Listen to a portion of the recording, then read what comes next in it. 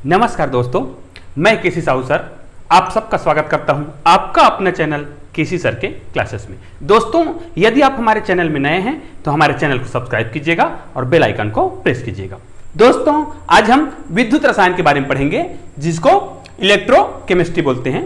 इसमें क्या होता है, ध्यान दीजिएगा, बहुत सावधानी पूर्वक सुनिएगा, बहुत ही महत्वपूर्ण चैप्टर है ये।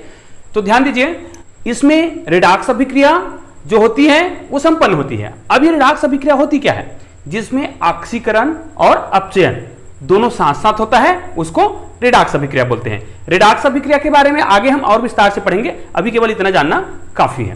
तो ऐसी अभिक्रिया जिसमें ऑक्सीकरण अभिक्रिया और अपचयन अभिक्रिया दोनों साथ साथ होती है, उसको क्या बोलते हैं, रेडॉक्स अभिक्रिया बोलते हैं। तो ये जो सेल होता है ना, विद्युत रासायनिक सेल है, गैल्वेनिक सेल है, वोल्टी सेल है, ये सब में रेडॉक्स अभिक्रिया संपन्न होती है।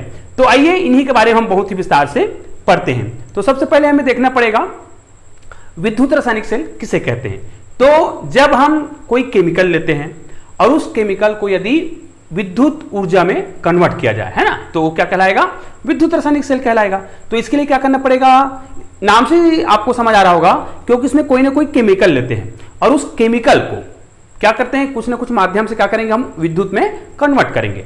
तो चूंकि इसमें केमिकल को विद्युत में कन्वर्ट कर रहे हैं, इसलिए इसको क्या बोलते हैं, रासायनिक विद्युत सेल बोलते हैं। तो इसके लिए क्या करना पड़ता है, एक पात्र लेते हैं और उस पात्र में राड डालते हैं और उस पात्र में कोई घोल डालते हैं। ध्यान दीजिएगा, तो घोल केमिकल होगा, तो इसमें जिंक सल्फेट का विलयन या फिर कॉपर सल्फेट का विलयन ले सकते हैं।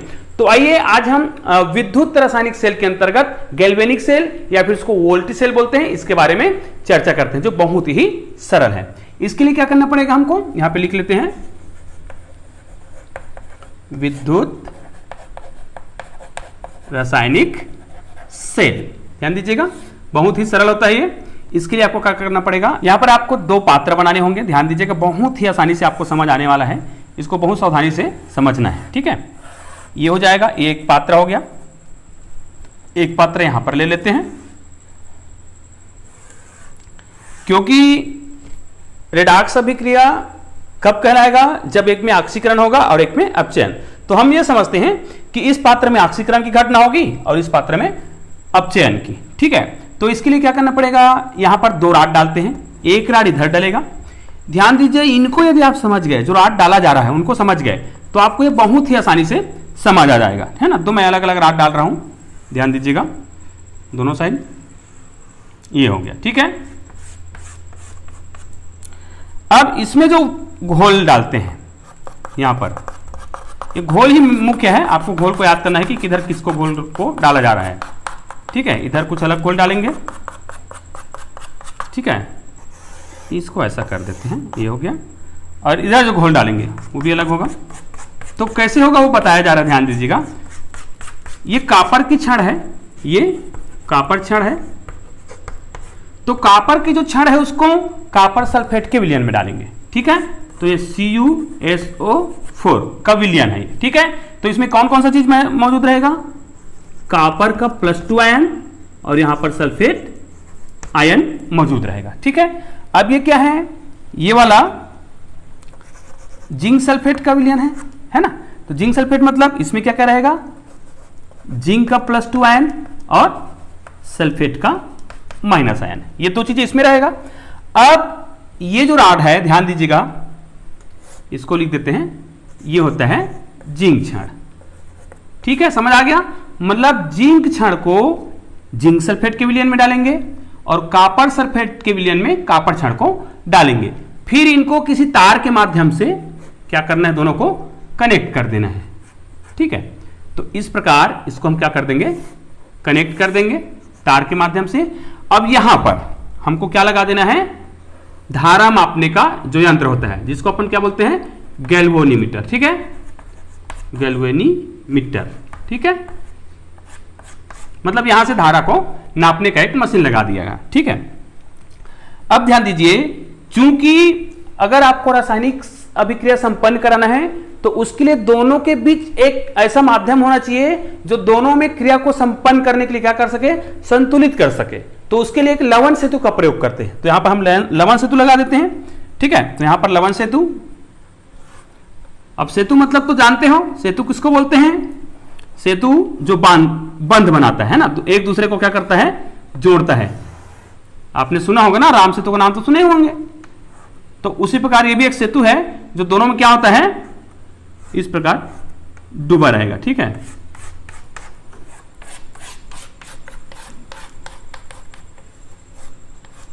ऐसा।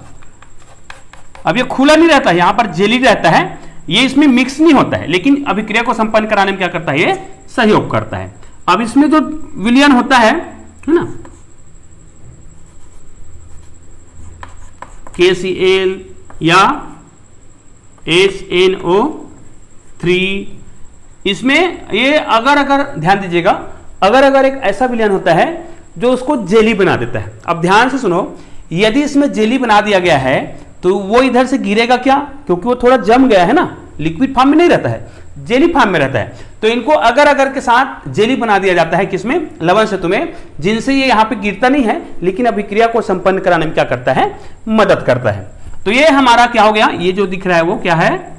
लवण सेतु है। ठीक है, अब सेतु मतलब तो समझ गए होंगे, बांध होता है। अब क्या करेंगे? देखो, ये क्या होता है? ये एनोड होता है ना, और ये क्या होता है? ये कैथोड होता है। ये कैथोड हो गया और ये क्या हो गया? एनोड हो गया। अब क्या करेंगे? जब ये देखो, ये कौन सा क्षण है? जिंक क्षण है, और इसको जिंक सल्फेट के विलयन में डुबोया गया है। तो ये जिंक सल्फेट जो है क्या करता है? जिंक आयन में ये देखो, जिंक राड मतलब सॉलिड, ठोस अवस्था में है, वो इनको इस घोल में जब डुबोया जाता है तो ये क्या हो जाता है? जिंक का जो क्षण वो घुलने लगता है ना। तो ये आयन बन के इसमें घुल जाता है। ठीक है, तो यहां से क्या मुक्त हुआ? जैसे ही ये घुलता है, देखो ये जिंक आयन में टूट रहा है ना, अब आयन में टूट रहा है मतलब क्या कर रहा है? ये क्या कर रहा है? इतने इलेक्ट्रॉन को क्या कर रहा है? वो त्याग रहा है, दे रहा है ना, प्लस भर रहा है मतलब त्याग रहा है। तो त्याग रहा है, जैसे ही जिंक आयन बनेगा तो यहां से इलेक्ट्रॉन क्या हो जाएगा? निकलेगा, मतलब यहां से इलेक्ट्रॉन क्या हुआ? मुक्त हुआ, और ये इलेक्ट्रॉन निकलकर इधर आता है। अब ध्यान दो, यहां पर कॉपर आयन बना हुआ है, ध्यान दो, ये कॉपर का क्या है? क्षण है, मतलब सॉलिड अवस्था में है। ये क्या है? कॉपर आयन है। अब देखो, यहां से इलेक्ट्रॉन निकल के इस रास्ते से इधर आता है। तो अब ध्यान दीजिएगा, यहां से इलेक्ट्रॉन आ रहा है ना, और यहां पे देखो, यहां पे पहले से कॉपर आयन मौजूद है, मतलब कॉपर आयन कब बनेगा? कॉपर जो है कॉपर आयन कब बनेगा? जब इसने 2 इलेक्ट्रॉन त्यागा होगा। कहने का मतलब यह है, जो इधर से जो इलेक्ट्रॉन आ रहा है उस इलेक्ट्रॉन को कौन ग्रहण करता है? ये क्षण नहीं ग्रहण करता है, इसमें मौजूद कॉपर आयन ग्रहण करता है। तो जैसे ही ये 2 इलेक्ट्रॉन लेगा तब ये क्या बन जाएगा? ये अपने पूर्व अवस्था मतलब सॉलिड अवस्था में आ जाएगा। मतलब कॉपर आयन जो है अभी घुला हुआ है, विलयन के रूप में है, वो किस रूप में मौजूद हो जाएगा? ठोस रूप में। अब जैसे ही कॉपर आयन इलेक्ट्रॉन लेगा, इस इलेक्ट्रॉन को ग्रहण करेगा, तो ये क्या बन जाएगा? कॉपर बन जाएगा, ठोस बन जाएगा। और जो कॉपर दिख रहा है इसके बाहरी भाग में क्या हो जाएगा? ये चिपक जाएगा यहां पर पूरा, है ना, इसमें क्या हो जाता है? चिपक जाता है। तो इससे क्या समझ आया कि यहां पर कॉपर की क्या हो जा रही है? यहां पर इसके किनारे पर कॉपर की परत जम जा रही है, मतलब कॉपर ठोस हो जा रहा है। यहां पर क्या हो जा रहा है? यहां पर जो जिंक क्षण है वो क्या हो रहा है? घुल रहा है, मतलब वो इसमें मिल जा रहा है। मतलब क्या समझ आया? इधर जो ऑक्सीकरण अभिक्रिया हो रही है, जिस कारण से जिंक क्षण जो है घुलता है, जिससे जिंक का भार जो है, ध्यान दीजिए, जिंक क्षण का जो भार है वो कम होता है। बहुत ही महत्वपूर्ण है, याद रखिए इसको। और इस प्रक्रिया के तहत इस विलयन में जो कॉपर आयन था, उस कॉपर आयन ने इलेक्ट्रॉन को ग्रहण करके वो क्या बन गया है? कॉपर बन गया है, जो इस कॉपर छड़ के बाहरी परत पर क्या हो जा रहा है? चिपक जा रहा है। जिससे हमको यह समझ आया कि इधर कॉपर का जो भार है, कॉपर छड़ का जो भार है वो क्या होता है? बढ़ता है। ठीक है, तो हमको क्या समझ आया? इधर ऑक्सीकरण की अभिक्रिया होती है और इधर अपचयन की अभिक्रिया होती है, जिस कारण से इलेक्ट्रॉन इधर गया। अब इस प्रक्रिया में विद्युत धारा बहने लगती है। तो एक बात बहुत ही महत्वपूर्ण है जो ध्यान रखिएगा कि इलेक्ट्रॉन प्रवाह की दिशा किधर से किधर हो रहा है, समझ तो आगे होगा। इलेक्ट्रॉन प्रवाह, देखो इलेक्ट्रॉन इधर से इधर जा रहा है ना, इधर ऐसे गया, तो ये इलेक्ट्रॉन प्रवाह की दिशा है। तो धारा प्रवाह की दिशा कैसी होती है, ध्यान दीजिएगा, धारा प्रवाह की दिशा हमेशा इलेक्ट्रॉन के प्रवाह के विपरीत होता है। तो धारा प्रवाह, ये हो गया धारा प्रवाह की दिशा इधर जाएगा, मतलब धारा हमेशा कैसा होता है, इलेक्ट्रॉन प्रवाह की दिशा के विपरीत। मतलब इलेक्ट्रॉन किधर से जा रहा है, इलेक्ट्रॉन जो है जिंक क्षण से कॉपर क्षण की ओर जा रहा है, मतलब धारा किधर से किधर बह रही है, तो धारा जो है किधर से, कॉपर क्षण से जिंक क्षण की ओर बह रही है। अब ध्यान दीजिएगा, तो क्या ये आसानी से बहता है, नहीं, इसके लिए ये परिपथ होना बहुत ही जरूरी है। जब तक ये परिपथ नहीं होगा, लवण सेतु नहीं होगा, तब तक परिपथ पूर्ण नहीं होगा। क्यों, अब ध्यान से सुनिएगा, यहां पर देखिए जिंक रॉड जो है विलयन बनता है, तो जिंक का आयन बनता है, मतलब यहां पर किसकी वृद्धि हो रही है जी, आप लोग बताओ। यहां पर ऑलरेडी जिंक आयन पहले से था, अब यहां से जिंक जो है घुलकर जिंक आयन और बना दिया, मतलब यहां पर जिंक आयन की क्या हो रही है, वृद्धि हो रही है। तो क्या वृद्धि होगा, नहीं होगा, तो क्या करेगा, जितना जिंक आयन इधर आएगा उतने ही मात्रा में यहां पे कौन सा आयन आना चाहिए, माइनस आयन आना चाहिए। अब वो माइनस आयन कहां से आएगा, ये देखो यहां पर जो आपने अगर अगर का जो विलयन भरा हुआ था, है ना, यहां पर KCl के रूप में या फिर HNO3 के रूप में, तो यहां से देखो ये दो चीज बनेगा ना, K प्लस Cl, तो क्लोरीन माइनस आयन और पोटेशियम प्लस आयन। तो यहां से क्या होगा, दोनों में से कोई एक, तो कौन, यहां पे प्लस आयन है, तो इधर से कौन आयन इधर आएगा जी, तो यहां से ऋण आयन जो है, ध्यान दीजिएगा, ऋण आयन जो है इधर आता है। तो समझ तो आ गया होगा कि यहां पर क्या हो रहा है, यहां पे धन आयन की वृद्धि हो रही है, तो यहां पे कौन सा आयन इधर आता है, ऋण आयन आता है। और इधर ध्यान दो, अब यहां पे कौन सा आयन था, कॉपर जो है प्लस आयन है। अब प्लस आयन यहां से जो इलेक्ट्रॉन आ रहा था उसको ले लिया और ये क्या बन गया, ये आयन था वो क्या बन गया, सॉलिड बन गया। तो यहां पर धन आयन की कमी हो रही है कि क्या हो रही, कमी हो जा रही है ना, इसका मतलब इधर क्या चाहिए है, धन आयन चाहिए। तो यहां से या इसमें, सॉरी ये KO3 होता है, यहां से इनको जब तोड़ेंगे यहां से, तो ये क्या हो जाएगा, K प्लस या NO3 माइनस में से, या तो ये या ये दोनों, या ये भी हो सकता है। तो जैसे देखो इसमें से माइनस आयन किधर आया, इधर आया ना, तो ये जो प्लस आयन है वो इधर आएगा। क्यों, क्योंकि ये प्लस आयन की क्या हो रही है, इधर प्लस आयन की कमी हो रही है, इस कारण से यहां से इनमें से कोई भी प्लस आयन जो होगा वो प्लस आयन क्या होगा, इधर आएगा, जिससे इसमें क्या होगा, संतुलन बना रहेगा, जिस कारण से इसमें विद्युत धारा प्रवाहित होती है। तो याद रखिएगा, लवण सेतु बहुत ही महत्वपूर्ण होता है और क्वेश्चन भी आता है कि लवण सेतु से आप क्या समझते हैं, लवण सेतु के बारे में विस्तार से समझाइए। और लवण सेतु में कौन से पदार्थ को भरा जाता है, जिनसे वो, ध्यान दीजिएगा, लवण सेतु में कौन से पदार्थ को भरा जाता है, यह क्वेश्चन पक्का आता है, तो आप लोग इसको याद कर लीजिएगा। ठीक है, तो इस प्रकार हमें लवण सेतु का कार्य समझ आ गया। लवण सेतु क्या करता है, दोनों जो पात्र है उसमें क्या करता है, वो संतुलन बनाता है, जिस कारण से जब तक ये क्या करेगा, लवण सेतु जो है इसको धन आयन देगा और इसको ऋण आयन देगा, इसको मैनेज करेगा तब तक क्या होगा, इसमें विद्युत धारा प्रवाहित होगी। तो आइए इनको किस प्रकार लिखते हैं इनके बारे में हम जानते हैं और इनके लक्षणों को भी जानते हैं। तो ये चित्र बहुत ही महत्वपूर्ण है, इनको आप लोग याद कर लीजिएगा। ठीक है, आइए देखते हैं इनके कुछ महत्वपूर्ण जो गुण हैं, जो लक्षण हैं, उनको देखते हैं। सबसे पहला होता है कि इसमें जो है धारा प्रवाह की दिशा कैसी होती है। तो मैंने अभी जस्ट बताया है कि जिस दिशा से इलेक्ट्रॉन प्रवाहित होता है उसके जस्ट विपरीत, तो हमारा इलेक्ट्रॉन किधर से प्रवाहित होता है, जिंक रॉड से कॉपर रॉड की ओर इलेक्ट्रॉन जाता है, तो मतलब धारा प्रवाह की दिशा कैसे होगा, कॉपर से जिंक रॉड की ओर। ठीक है, ये हो गया पहला, तो इसको आप लोग याद कर लीजिएगा। दूसरा होता है जिंक रॉड।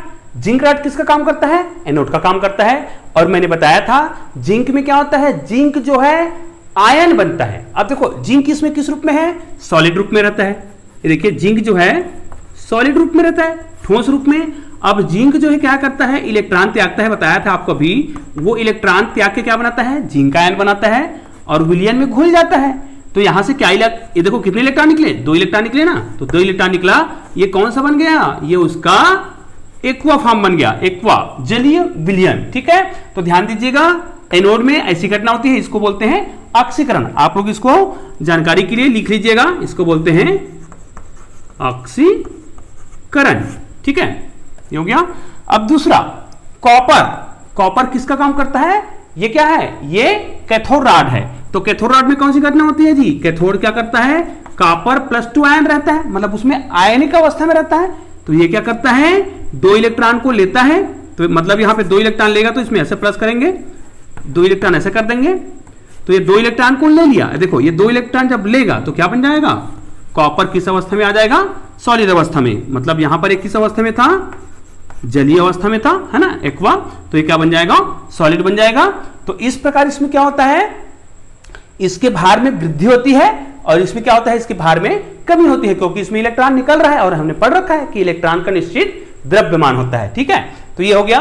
तो कुल मिलाकर डेनियन सेल में इनको समीकरण के रूप में कैसे लिखते हैं? तो इन दोनों को एक साथ मिला के लिखते हैं ना, समीकरण संतुलित करते हैं। तो ये दोनों एक साइड आ जाएगा और वो उधर चला जाएगा। तो इसको किस रूप में लिख सकते हैं? देखो देखिएगा, Zn सॉलिड अवस्था में है। अब ये क्या है? प्लस कॉपर 2+ हो गया। ये कौन सा अवस्था में है? एक्वा अवस्था में है। देखो इधर भी 2 इलेक्ट्रॉन है, इधर भी 2 इलेक्ट्रॉन है, ये दोनों एक दूसरे को क्या कर देता है? कैंसिल कर देता है, तो उसको लिखने का आवश्यकता नहीं है। अब ये देखो ये क्या हो जाएगा? जिंक प्लस आयन बनता है, ये इसका एक्वा फॉर्म है, और ये देखो कॉपर। ठीक है, कॉपर किस अवस्था में? सॉलिड अवस्था में। इसको रखने की आवश्यकता नहीं है, इन्हीं दोनों को लेफ्ट को और राइट को एक साइड लिख दिया गया है, क्योंकि दोनों साइड जो आया हुआ है उसको क्या कर दिया? कैंसिल कर दिया। तो इस प्रकार ये क्या कहलाता है?